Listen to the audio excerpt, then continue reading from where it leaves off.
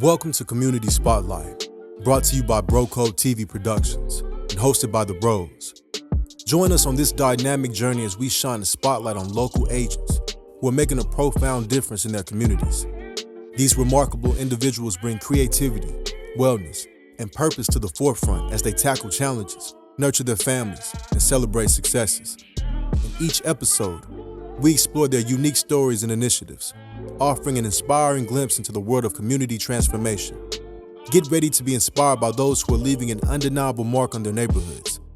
Tonight, we will be highlighting the inspiring journey of Charles and Andrea Inokon, accomplished attorneys, dedicated family advocates, and champions for women and minority-owned businesses. Join us as we delve into their commitment to equitable access, providing resources, capital, and education to underrepresented small business owners. Make sure to subscribe, like, comment, and share on all the Bro Code media platforms. We are we got. So good afternoon, Charles, Andrea. How we doing? Great. Let's jump right into it. Let's talk about upbringings. Charles, let's start with you. Tell us a little bit about your upbringing. Yeah, so I'm the son of immigrants, first generation immigrants from Nigeria. So Nigerian people are innovative, entrepreneurial people, care a ton about education. So I grew up in a household that was focused on innovation, entrepreneurship, and education. Both my parents were small business owners. They've struggled to raise capital, and that's where the idea for Cadence first got into my head. But grew up in a very, very structured household, focused on education, and focused on hard work. Do you believe that pinpointing that structure as you dive into your family, is that something that you lean into also? Very much so. I find myself, I'm a father now. I have two young daughters, and they are very, very strong-willed, very smart young ladies, 5 and 3 years old. I find myself sounding a lot like my parents when I'm talking to them. Yeah. And that's because I want to do for them what my parents did for me, just equip them with the resilience to succeed in this country. Yeah, thank you. And Andrea, how about you, your upbringing? So I grew up outside of Philadelphia, a suburb called Lower Merion.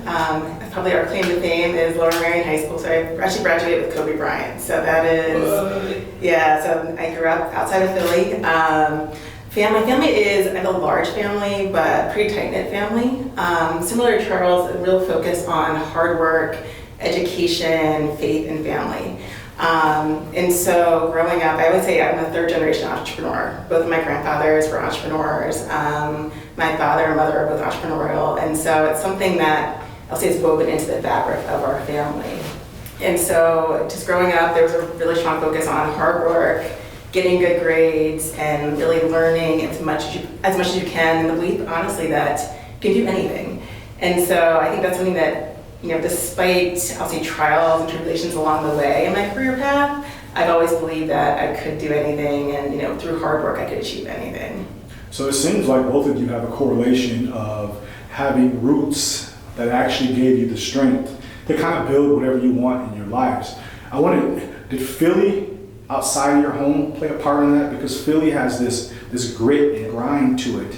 So did that play a part in that also? I think so. I think when you grow up in that environment, I think it is a part of you. I think that Philly ethos is definitely a part of me and a part of my journey. And just so while we're talking about it, I cannot jump over the Kobe Bryant moment. He is my favorite athlete of all time. I do live by the Mamba mentality, so just wanted to bring that up. I want to hear about you two as a union. I feel like marriage is kind of under attack. And you're right here, I see you two, and it seems like everything's great. Let's go back to how you met though. And here's why I want to bring that up, is I have a lot of friends out here telling me that the streets, it's kind of hard in these streets dating. And so I tell them all the time, just jump on a dating app, try it out. And they're like, no way, I'm not doing it. But you're a success story. Talk to us about that. So what's cool about that is I grew up I was raised in a household based on a whole different country's culture. Meet my wife, and you heard the similarities in the values and the upbringing, even though she grew up here in this country and she grew up in a household that was focused on the issues in this country, we share quite a bit in common. And so that's one of the things that a dating app can do for you, is it allows you to fill out your profile. And mind you, we did Match.com before it was cool to do it. We're talking 12 years ago. Yeah. We were on the cusp. I'll say we were on the cusp. It's when you still have to go on your PC. There's no apps, no phone, and There was no swiping. no swiping, and you didn't tell people that you met online. And so I filled out my profile, and I was very intentional about what I wanted. And as a result, because of that platform, she was able to find me, I was able to find her. Yeah, I would say similarly, like I had friends, I lived in New York before I came to California, and I had friends who'd had success on Match, I think maybe one other website, and so just decided to give it a try. I was living in Newport Beach, so I was kind of off on an island by myself, and Charles Andrea Inokon was in Manhattan Beach, and I think without Match, we probably would not have met. But we met and things it moved pretty quickly. I think we both knew pretty quickly when we met that was it. So there's a story about you shopping for some kind of ugly sweater.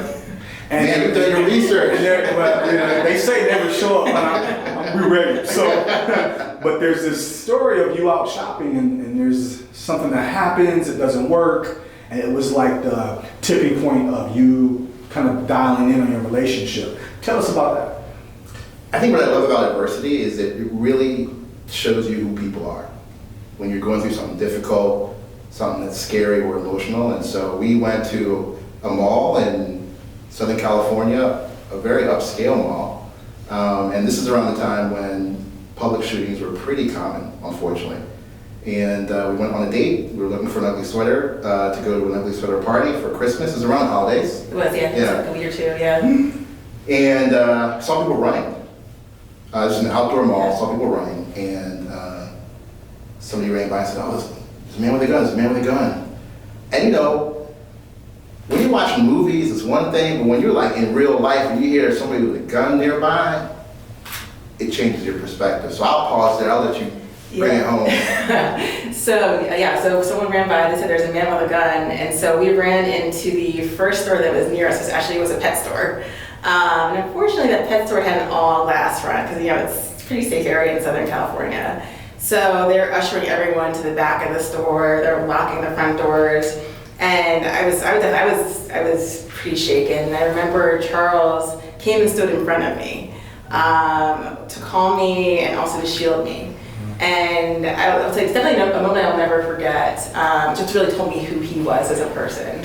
So you Andrea, got an opportunity to see what kind of protector Charles was on a whole different scale. Absolutely. He could have said that, but to see it in real action is a beautiful thing. Yeah, this was our third date, so we didn't know each other. We knew each other, but not that well at that point, so. Yeah, thank you. We're gonna take a break.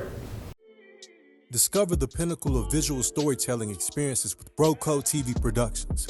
From the artistry of photography to the magic of videography, the world of podcast production, exclusive red carpet services, captivating MC services, inspiring speaking engagements, expert panel discussion curation, and breathtaking drone services.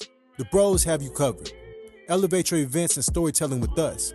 Contact BroCo TV Productions now at 919-714-9905 and be a part of our incredible journey at www.brocotvproductions.com. We're here to make any room better. So before the break, we were talking about marriage. And what I didn't get to ask you is working together, having a family, having a marriage, but also having a business. What are some of the traits that are necessary to not say balance, because I don't know if that's possible, but to make sure everything's integrated and not sacrifice your mental health or the relationship with each other, the relationship with your children? I think communication is really number one. Communicating what's working, if something's not working, if one of us needs, whether it's time, if we need to focus on one aspect, whether it's time with the business, time to go take a walk. To me, I think you have to really step up your communication when you're raising a family, working together, and our company is basically a third baby now. So communication to me is really it. Yeah, I think that's exactly right. I would say, though, that the same traits that make for a successful business partnership are the same ones that make for a successful marriage partnership. And so I have core principles that I use to guide me to make sure I don't get off of my core. And I won't go through all of them, but one of them is I don't have to be right, and I have to be open to the possibility that I might be wrong. And that helps me in conversations with my wife, because there's going to be times when you have conflict. And so in the back of my head, I can always take the back foot because I don't have to be right. So mutual respect is key, communication is key, but the other one is I don't always have to be right. And I need to be open to the opportunity that I might be wrong. But wait, so as the man in the relationship and the leader of the house, you're telling me that you don't have to be the one that's always above and right? Yeah, let's clear something up. We all know that my wife is the leader of the house, right? That's a good If thing. you all have anyone in any significant other, you understand that you each have traits and skills that you bring to the table. And there's things that I do well that she doesn't do as well, and there's things that she does well that I don't do as well. And so what we understand is our strengths, we understand our weaknesses, and we combine our efforts in a way that maximizes our strengths. Yeah. Earlier you mentioned that you're okay with not being right. Mm-hmm. Can we have an experience in life and talk about a topic where we actually both are right because we have different lived experiences? Is that possible?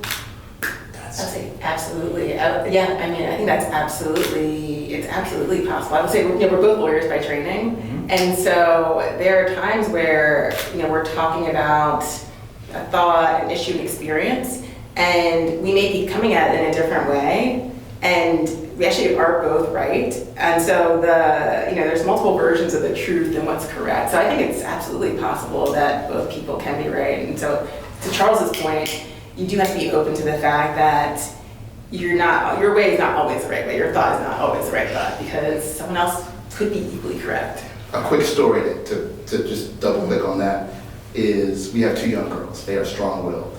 If they have their way, they're gonna run that house. And we take different approaches in discipline. I would say I'm more of the disciplinarian. I'm gonna take action. We'll talk for a little while, but I'm then gonna take action. My wife is, and very much needed, is let's sit down, let's talk, and let me explain my position, and I'll allow you to explain your position.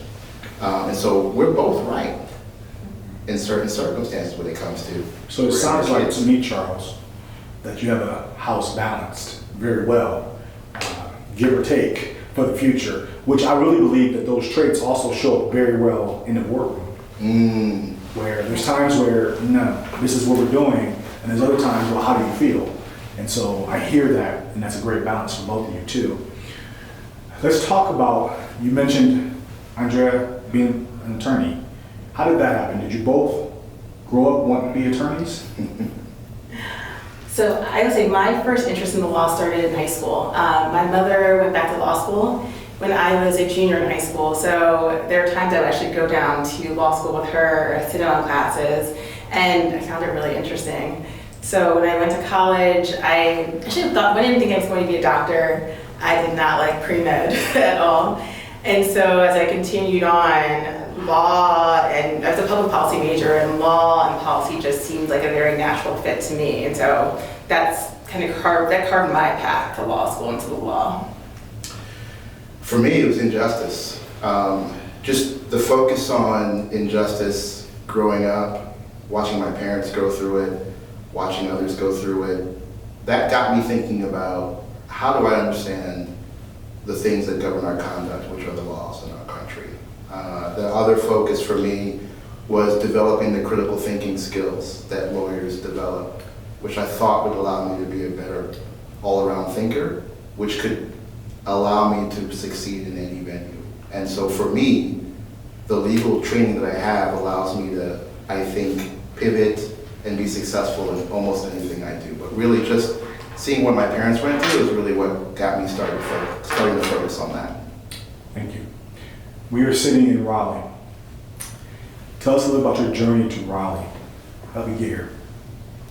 So I would say it's a bit of a full circle moment. I went to Duke for undergrad. So I spent 4 years here in the late 90s, late 90s to 2000. And when I graduated, I was like, I'm out of here. I was going to New York. You would not have told me that I would be back, as an adult in Raleigh. But, went to New York, went to law school, started practicing, went to California, met Charles, and we started to build our life there. And we got to the point we had one young daughter, and we had another on the way, and family was starting to get older, and so it was really time to come back to the East Coast. And so we started looking at cities and ecosystems. I think we both have been entrepreneurial. We've had different ventures, throughout our marriage. And so we knew we wanted to be on the East Coast, like the Southeast I'll say that the weather was also very appealing coming from California. We didn't want full winter. And so I had some friends who had moved back here after college, and we had stopped in Raleigh on our way to Florida, and it felt like home. Just the environment, the energy, the people. We actually started looking for houses that trip. We found one, put in an offer, and pretty much the rest was history. Yeah. I can't say it better. It felt like home. Yeah. It's a good thing. It feels like home where you live. So that's a good thing. Charles, you dropped a word that I really want to lean into, and that's injustice. We're going to take a break, but after the break, we're going to talk about injustice.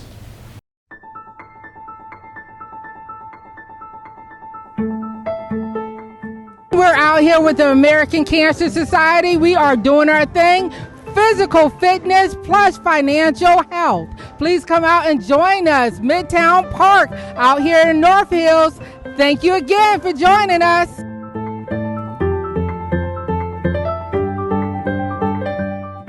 Oh man, so many shout outs to give. First and foremost, I want to thank Coastal Credit Union. I want to thank Kane Realty. I want to thank all of our partners, Midtown Yoga. I want to thank our amazing DJ Jermaine Taylor. I want to thank you, Troy, and your whole crew for capturing the moments this morning. For all of the community that are coming out to learn more about the mission of the American Cancer Society and how they can be financially and healthy if they were to ever be diagnosed with the cancer.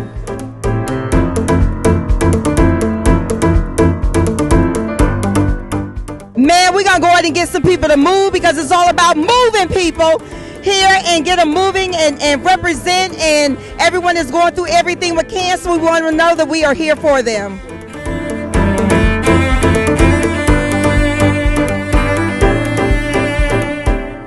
What an amazing event. This event has been a really great focus on health and wellness, pulling in financial education tips to make a whole person feel like they can move from one stage of their lives to the next.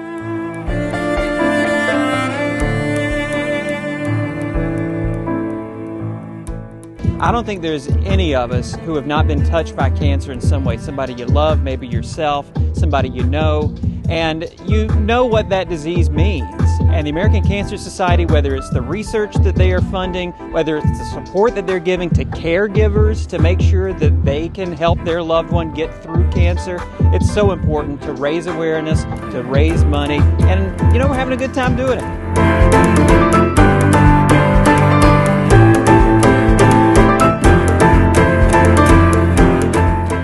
It's inside of me to always volunteer, and volunteering with this organization, it falls into my mission in serving the community and serving the disability.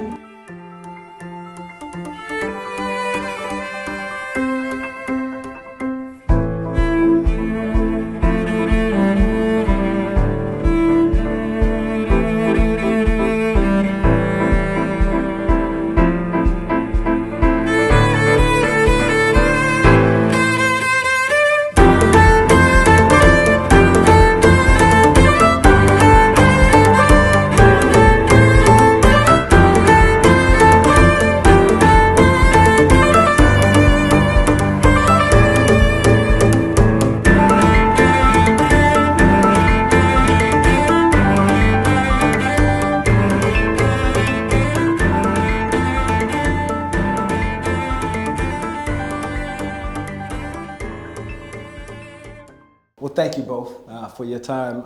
Before the break, we were starting to tap down around this issue of injustice and what it means to you.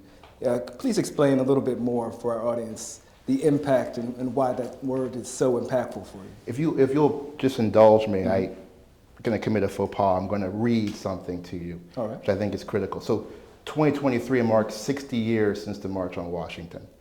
And just picture this, you're on the mall, in the backdrop of Lincoln, and you're starting to listen to the I Have a Dream speech.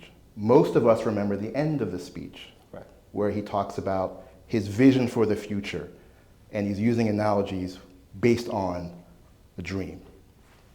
But very few of us remember or talk about the beginning of the speech, where he talked about why they were all there. The beginning of the speech, I think, is more important than the end of the speech. And I just want to read briefly. So he's talking about Emancipation Proclamation, Lincoln, but he's saying 100 years later, we're still not free. And so it comes in here. So in a sense, we've come to our nation's capital to cash a check. When the architects of our republic wrote the magnificent words of the Constitution and the Declaration of Independence, they were signing a promissory note to which every American was to fall heir. And then he goes on to say, it is obvious today that America has defaulted on the promissory note. Instead of honoring this sacred obligation, they've given the Negro people a bad check. So here we are 60 years later, and that speech could be given today. Yeah. We are all the recipients of a failed promise. In a sense, that speech could have been called, Run Me My Money, and not I Have a Dream. Yeah. Because we're all here, heir to something that we are not getting. That, to me, is the crux of the injustice that Cadence is trying to fix. Well, thank you for that. I'd like to take that as an opportunity to go back. You've spoken briefly in regards to your parents. I'd like to know more about the start of your entrepreneurial journey, and more specifically, where you got to today in the journey with your sister starting Cadence Cash. Yeah, no, thank you for asking that. I think that for me, it's a little bit of a painful subject because my parents are gone, but for me, watching my parents is really what stoked my fire. Troy talked about fire earlier. I'm the fiery one. So, so my dad graduates from high school at 14 years old in Nigeria. In Nigeria, he's not studying books in the jungle. He's studying under the British system, which is in a very advanced school system, in one of the more advanced in the world. Graduates at 14 and begins at 20 to work for what would be the Federal Reserve Bank here in America, in Nigeria. Okay. He comes to this country because he wants a better life for his son. His son is on the way. And he has to start all over again. He has to go back to school. He has a son, so he has to work during the day, washing dishes. Someone who worked at the Federal Reserve Bank washing dishes during the day, going to school at night. He comes out to a hostile work environment because this is America. It's not Nigeria. And so he goes out on his own with 3 strikes against him, being a black man, being an immigrant, and not having capital. So that's the beginning of his journey, and I watched him. He was an accountant, taught me how to do taxes at 14 years old, made me get up and go to work every day, and I watched him work, and he would, during tax season, he would work all night, come home and shower, get up, go right back. If my dad could do that, I could do anything, right? But he worked too hard, typical immigrant story, developed health problems, died at 65, very young, so he's not here today to hold his grandbabies. And that's what stokes my fire to build Cadence so that grandparents can be around to hold their grandbabies. And so, as I understand it, you co-founded this with your sister. And my wife. And your wife. Where did the name Cadence Cash come from? Why'd you choose that as a moniker for your company? So, one of the hardest decisions I've had to make in my life is to make the decision to allow my father to pass away. My father had gone in for routine surgery to remove blockages in his heart, suffered a pulmonary embolism, and lingered for about a week. We prayed. We were at his bed praying every day. But unfortunately, he didn't recover. And when I came in one morning, it was a little bit of a surprise because he had been doing better. And so came in one morning, the doctor looked at me and said, "I don't think he's coming back." So I made the decision to let him go. So his heart stopped beating. Cadence represents the heartbeat, my father's heartbeat, but the heartbeat of every underserved, underrepresented, underappreciated, overlooked person. The heartbeat of any business, the heartbeat of any life is capital, is wealth, is financing. That's the heartbeat. So Cadence is about the heartbeat, bringing that heartbeat back to business, bringing it back to our communities. That's how we came up with the name. And thank you. To either one of you, expand on the mission of Cadence Cash and how it actually goes to serve underrepresented groups as well as female entrepreneurs. Sure, do you want me to start? So the mission of Cadence really is to provide critical funding to small businesses with a focus on women and minority-owned small businesses. With, as we like to say, we want to allow them to thrive on their own terms. So the traditional financial system, as I say, overlooks and underfunds these businesses. And through Cadence, we're seeking to provide capital that's fast, that's fair, and is accessible to these businesses to help them grow, thrive, continue on their journeys.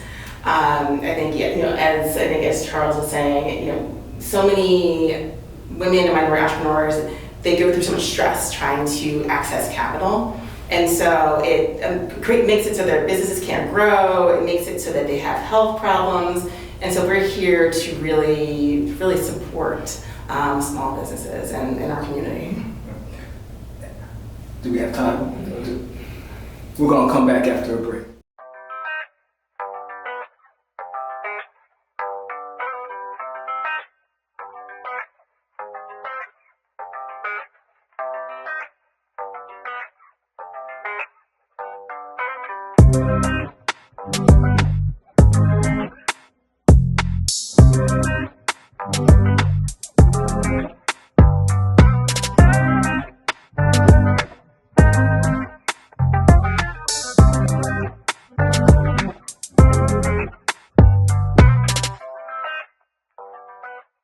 Let us remember why we are here, and that is to support the American Cancer Society and Men Wear Pink movement.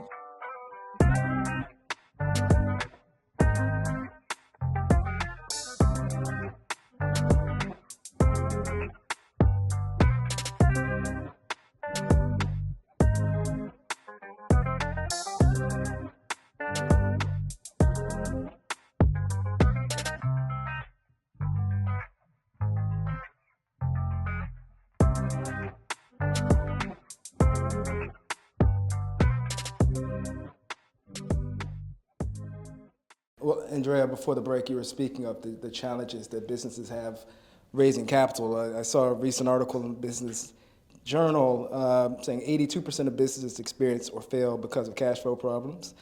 38% of businesses fail because they run out of cash. Cash in itself is important, but how do you go past that to educate some of these entrepreneurs so that they know what to do once they get it? That's a great question. So we really pair cash along with education and coaching and mentorship. So when you become a part of the Cadence platform, the Cadence community, you also have access to mentors. We have business coaching, and then we also we're going to be putting on a series of events. Charles has done some LinkedIn Lives around grants, around capital raising.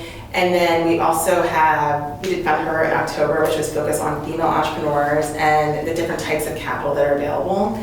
And we'll be rolling out another event in February, also focused on African American entrepreneurs and just the different metrics that you need to understand as you're growing and running your business. And our events aren't just focused on networking, and our coaching isn't focused on networking. Our coaching and events are focused on knowing the numbers, the nuts and bolts of the numbers, knowing the ins and outs of the game. Because at the end of the day, that is the thing that separates Our folks, I feel, actually I know because we've gotten this from back in this customer discovery, is the lack of information and knowledge hurts decision making. Yeah, gotta know your numbers. Gotta know your numbers. I am going to come back to that, but when it comes to Black and women-owned businesses, how do you support them while not alienating other underrepresented groups? That's a great question. So our platform does not discriminate. If you are a small business and you're in need, you come to our platform, you will get funded if you qualify. And we can get into more details about what that means because we are removing bias from the underwriting process. But what we have going for us is our team. My wife talked about superpowers earlier, all of us coming together using our superpowers. My wife is the most talented. She's Superman, Superwoman. She's got, and we'll get into that in more detail, but cultural significance is what I'll say. It is the idea that because our gaze is on a certain cohort, it doesn't mean that we're not going to focus on everybody, but our gaze is on the cohort that we want to support and protect. And so it's the opposite of what's happening in the traditional financing and lending atmosphere. Is the gaze of traditional institutions tends to be on a certain cohort. They'll do business with me, but their gaze is focused on a certain cohort. So we want the sun to shine on everybody. So we're going to shine the sun on underrepresented groups, right? I'll give you a quick example, redlining. When you hear redlining, you think of the 60s. Yeah. But ever since Biden got into office and Kamala and the Justice Department that they've built, they've been focused on going after redlining, and in the few years they've been in office, 107 million in settlements from some of the biggest banks in this country to settle redlining. And redlining, for those who don't know, is when banks have taken their gaze off of a certain group and certain geography and focused their gaze on a certain group and geography. That's redlining. Yeah. And so we're doing the opposite of redlining with Cadence. Yeah. Well, it's obvious to me that you're well versed in your history. And Andrea, you were speaking in regards to mentorship. Who have been your more impactful mentors to either one of you, and why is that so important? That's right. Go ahead. So mentors, I will say publicly, I think sitting behind Michelle Obama has been actually a huge mentor to me, as well as Melanie Hobson on the financial side, and obviously Arlen Hamilton in this VC space. I'll say all Black women who they take up space, they make themselves known, they're unafraid to push into new areas. And so, I've always really sat in white male-dominated spaces, and so looking at them, that's given me the courage, the bravery to push through situations, and also to take up space and let my voice be heard. And so, especially even going into Cadence, again, we're in as a woman in this space, standing firm and knowing that I'm exactly where I'm meant to be. For me, I'll start with my father. I told you his story a little bit, but he carried a heavier load than I did, just so I could carry a lighter load. So that says it all for me. Hard work ethic, the persistence, the resilience comes from my father. The other one, I'll name someone local, Bill Spruill. I don't know if you know that name, but Bill Spruill needs to be part of the canon of history of starting a business and being a successful entrepreneur and having a successful exit. And he's a mentor to us because we wouldn't be here without him.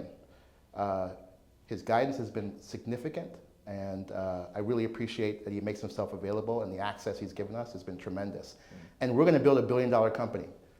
And we're going to do the same thing he did, which is to, what does Issa Rae say? I want to get it right. Lift as you climb. Yeah. That's what we're going to be doing with what we're doing. The last one I'll say quickly is Tony Dungy. If you know anything about football, you know that Tony Dungy is a football coach, a successful one, but his faith, his Christianity, he didn't sacrifice it for success. And that takes strength. Yeah. I love how you already see it as a billion-dollar company, considering you all started not too long ago. How can people find out more about the work that happens with Cadence Cash? Absolutely. Well, we're going to put ourselves out there. You know, we're going to be posting and making sure people know our story and know the story of the impact we're trying to have. If you want to learn more about our company specifically, go to cadencecash.com. The other thing that we are going to be doing is having events. We're going to meet people where they are. We're going to come to your hood, your village. We're going to come and find you, and we're going to let you know not just about what we do, but what you can do for yourselves, principally. Are there any, well, let me say it like this. What separates Cadence Cash from other fintech platforms? Good question. I'll start, but I want you to, we've been talking for a while, and you've learned a lot about us and who we are. I think everything is about execution, and it's about the leaders of the organization. And so there's no one out there wired like we are wired, who has had the experiences that we've had. We are innovating and using technology to remove bias from this process. We are going to be moving fast. We're nimble. Our gaze is going to be focused on a certain cohort. But our leadership, our skills, is what separates us from everybody else. I'll give you one quick example. A lot of our competitors would be considered fintech applications. We are fintech first, but at our core, we're an equity fund. Focused on developing funds of funds, structures, special purpose structures to redeploy wealth into underrepresented communities. One project we're excited about is we're going to be working with a team in Ohio to build, without getting into too much detail, biomass technology, which is designed to remove toxins from the soil, turn mass into fuel, create jobs, have an environmental impact, but also create wealth, because these are Black farmers that we're going to be helping. So that's at our core, that's what separates us. Fintech first, but funds of funds and redeploying capital is really our core. Yeah, I think you really hit it. I think it's the team. I think we've joked about being, the dream team of just backgrounds, passion, purpose, and training that's really all come together to create. I think it's an incredible product. I think I'm going to claim it with you, future unicorn, but that also is mission driven. And I think to us, our mission is core. We are in the process of becoming a B Corp. So I think we're probably going to be one of the few fintechs out there that's also a B Corp and really sitting in our mission and our purpose. Well, I thank you for sharing just that little snippet of your journey. Early in the conversation, we discussed briefly the concept of women in leadership. Tell our audience a little bit about what's next for you, and a little bit more about your journey as to how you got there. Sure. So I'll say what's next for us in 2020, this year in 2024, we have some events coming up. February, we're going to be doing our first annual Black History Month event, where we're going to be focused on financials. We really want to dig in and make sure that people understand the core numbers, the core metrics that you need to be thinking about and growing in your business. So whether you're coming to Cadence, whether in the end, you grow and you're going to other institutions, what people are going to ask you about and expect you to know. And again, no one will ever be able to trip you up on your financials ever again after kind of going through that session. And we are grateful on our journey that Google has allowed us to join their family through the Google for Startups program at the American Underground.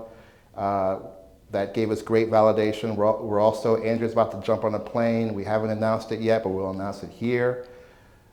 We got into another program with Visa, which allows us to partner with them on a global basis. So we're very excited about that. It's the Visa Plug and Play Accelerator. And they told us, look, we don't pick companies unless we know that company can be a unicorn. And so being able to partner with Google and now Visa, Andrew's going to jump on a plane and go meet with them. So very exciting times for us as a company. Yes, the event we're going to have is about the nuts and bolts, because that's what we're about. And so that's why our focus, getting back to King talked about the dream. The dream really is about economic and wealth equity. That's what he was pivoting to. Wealth equity is the dream, and that's why we want small businesses, including y'all, to dream big, because we'll be there to finance it. Yeah. Well, I thank you greatly for the work that you do to solve the inequities facing women and minorities in fintech services, and offering that lifeline both through capital funding as well as the education that they need to be successful. And so thank you with that. That's it for the Broco Show and the Community Spotlight. Thank you guys. Thank you for the exposure. Thank you for the opportunity. Love what you guys are doing, and we're just happy to be part of it. Thank you.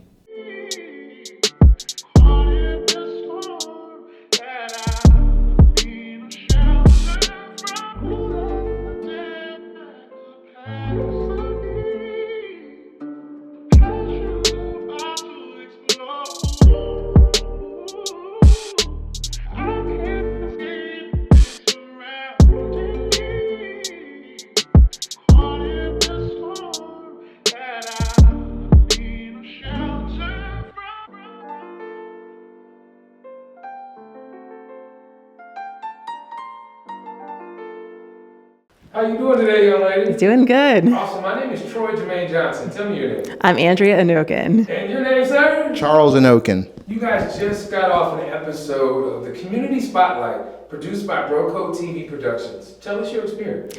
It was a fantastic experience. It was fun. It went by in a flash. The questions were thoughtful. The conversation was natural, and it was a wonderful experience.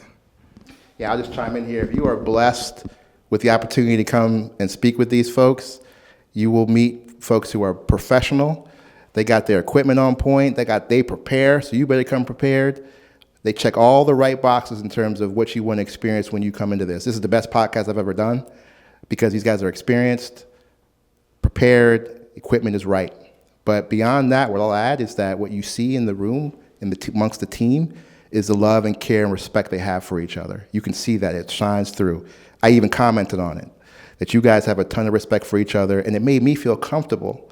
It made me feel like this wasn't going to be just another conversation. It was going to be like talking to family. So I really appreciate the opportunity, and more important, I want to come back because this was the best experience I've ever had. Thank you. I appreciate it. Thank you. That's the code.